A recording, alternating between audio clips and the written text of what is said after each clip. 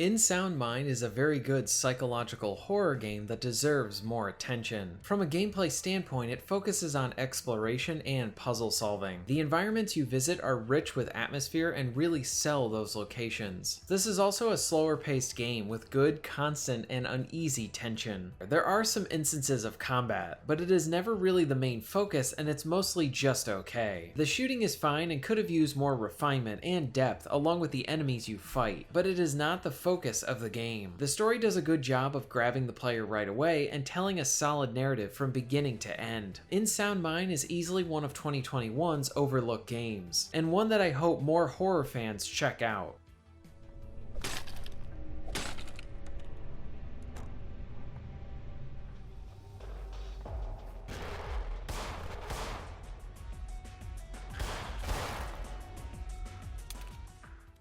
In Sound Mind does a good job at sucking the player in from the start. There is a short cutscene that has the camera dragging you through the city where you end up in a building. This is where the game makes a large point that the two main pillars for gameplay will be the exploration and puzzle solving. This means that there will be a lot of wandering around and trying to figure out where to go next, along with solving obstacles in your way to continue the narrative. At the very start, this is all simple and well done as a means to present what the player can expect from the game. For example, you are faced with a few puzzles that require you to either put two and two together, or to find an item through exploration. For starters, you need to find a fuse to get the elevator working. This just requires some exploration to complete this initial task, but this also plays a part in another task as well. Shortly after this, you are given a quest to find 3 different parts to make a pistol. One of those parts is in the laundry, and this is next to the starting elevator. The piece you need is blocked by a washer, but you will notice that there is a spot where you can put something into, like a fuse. Then you proceed to go back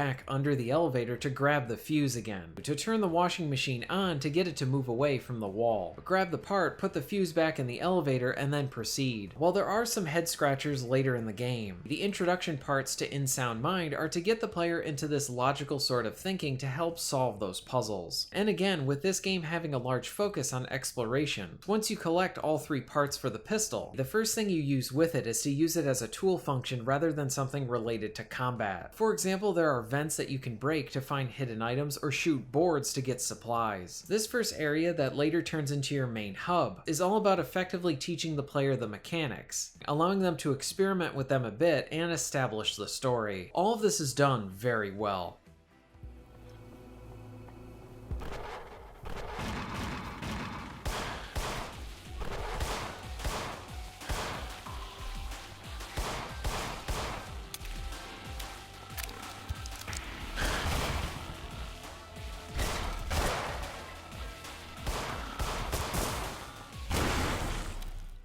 In Sound Mind is separated into 5 different areas. The initial building is one that you will revisit, and it acts as a hub for the game. There is some nice appreciated light Metroid elements here. For example, each time you return back to this hub, there will be more areas for you to unlock, because the other levels provide you with unique items that get added to your inventory to help you with exploration. Like a shard of glass used for cutting police tape blocking your path. This provides returning back to the hub very enjoyable and provides fun exploration. On top of this, the game does give you clues on what your main task is, but there are plenty of nooks and crannies within this space, and the game never explicitly tells you to stop and recheck each of the floors to see if you can now go into a new area because of a new item that you have. In Sound Mind is very hands-off in its design. It provides you with enough room to figure it out, and provides enough direction so you at least know what your main objective is. For the most part, I really enjoyed the less hand-holdy nature to the game. It is similar to an older type of design, and while it can lead to frustration, it can also provide some of the best senses of satisfaction by allowing for that player freedom, which is why I made a point before that this is not a fast-paced game. It is slower yet still very rewarding. Once you leave the hub area for the first time, you get your first true level in the game. The first level is set in a Walmart of sorts, with sections that you would expect to see in that actual store, like a grocery section, electronics, toys, and more. The dark lighting turns this very familiar place into an unsettling one. While here, you are trying to defeat this ghost. She will try to attack you, and your goal is to try and get her to attack 4 mirrors to allow her to pass on. This area is full of great moments, puzzles, and action. After you break the first mirror, you will earn a shard. The obvious use for this is cutting through the police tape to get to new areas, but it has another cool function as well. If you hold up the shard, it will highlight items related to your objectives and hidden ones. This can be used as a fun tool while dealing with the ghost. As you learn more about the ghost and put together that you need to destroy the mirrors, I had an idea about trying to keep her at bay. I figured that maybe I could use the shard to show her her own reflection and scare her off or something. So the next time I was exploring and she showed up, I turned the shard in such a way that she would see her own reflection, and she ended up getting scared of it and ran off. This is a great example of the game's provided problem-solving moments. The game never really stops to tell you how this is the best way to deal with a situation, but instead this is all discovered through player experimentation. There's also some fun set pieces like parts where you need to summon the ghost and she appears on a large TV, and you need to get all of the other smaller TVs to have their eyes looking at her to really anger her to get her to come out.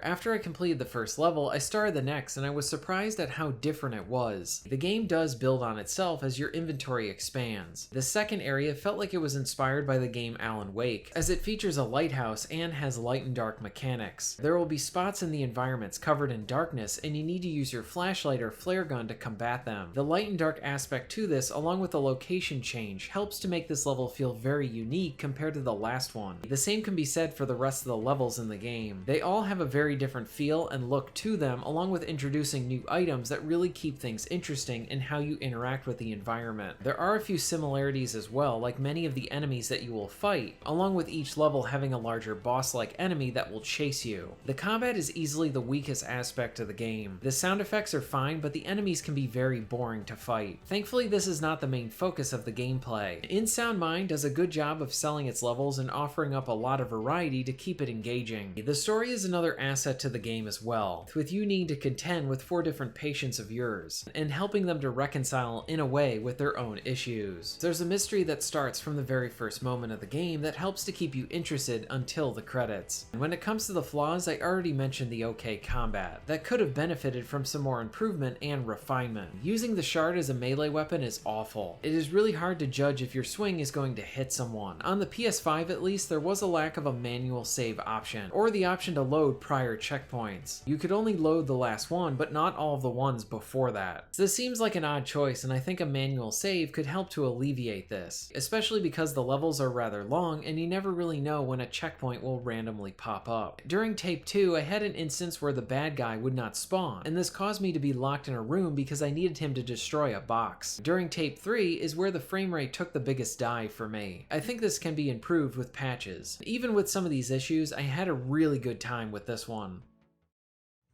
Overall, In Sound Mind is one of 2021's most unique titles. The gameplay focuses on providing rewarding exploration, enjoyable problem solving, and an element of player expression that is mixed into all of this. This is not a hand-holdy experience either. Each of the levels are very unique in their locations, main foe, along with new items that help you in the problem solving. The hub is continually expanding and allows for you to find more useful pills to improve your stats, along with hidden weapons and supplies. The combat is easily the weakest aspect about the game. It is more a functional than enjoyable aspect to the gameplay. I hope these developers continue to make games, because this is exactly what I hope to see from the AA space. I highly recommend it. If you are interested in being notified of new videos, please hit the subscribe button and bell. And if you would like to support the channel and get early access to content, please check out my Patreon. All of the links will be at the end of this video and within the description. And thank you very much for watching.